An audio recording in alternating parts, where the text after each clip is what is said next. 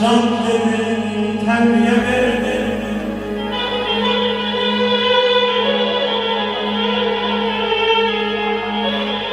Hiç kim nefes etmez dünyada sen hayata.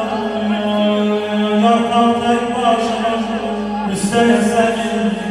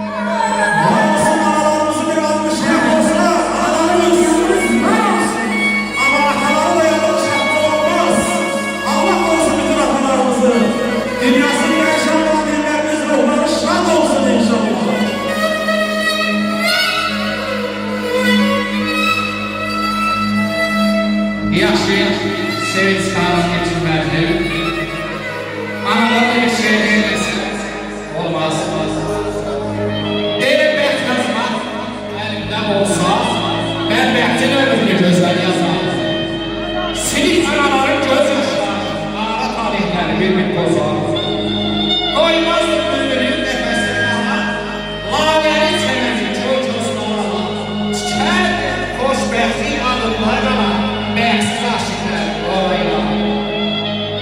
Nadanı satqını qola atardı, yoxsula əlsiz ana satardı. Qocalar yerine ana atana ay çıxır, özün özəllərində görmədə qazanır. Değişir geçgələr bu devir zaman, harama ən atıraq bəzi insan. Deyir gəlseydi deyil zat, ölənlər məzarda rahat atar. Qurban ol, dünya belə gələcək, dünyaya gələnlər bir keçəcək. Məzərlər asla rəsmət deyəcək, bilməzdiniz sizlər aparılır. Sağ ol Şeytan, Allah sağ ol. İnşallah məclislər gözəl fikirlər bizə. Ay Bilal, gel bura. Mən xahiş edirəm, bəy yaxasını yaxşı almışlayaq dostlar. Vilayət atan, gözlərin aydın olsun. Vilayət atanın dilindən dostlar, vilayət atanın yüreğindən bir muğam okuyacağım, bütün balalara həsb edəcəm. Qoy bütün balalar, bütün evladlar, atalar, analar nə çəkirlər bilsinlər. Qədirlərin bilsinlər, vaxtında valideynlərin. Yaradan,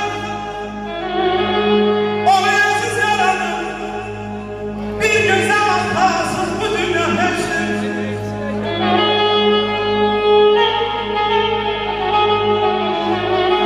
Arzusunu istəyir gözəl yaradan, bir gözəl hatasız bu dünya həşdir.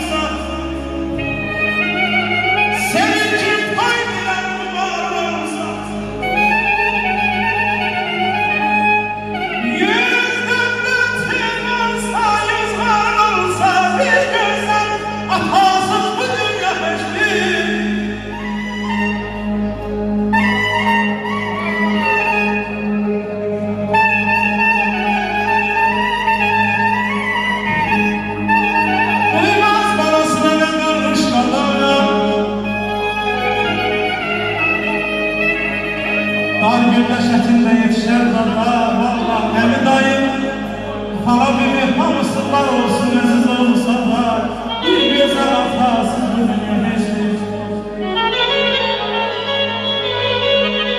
Vilayət atanın dilindən baxmış şeir okuyuram dostlar. Qəlbimin oduyla isitdim sizi,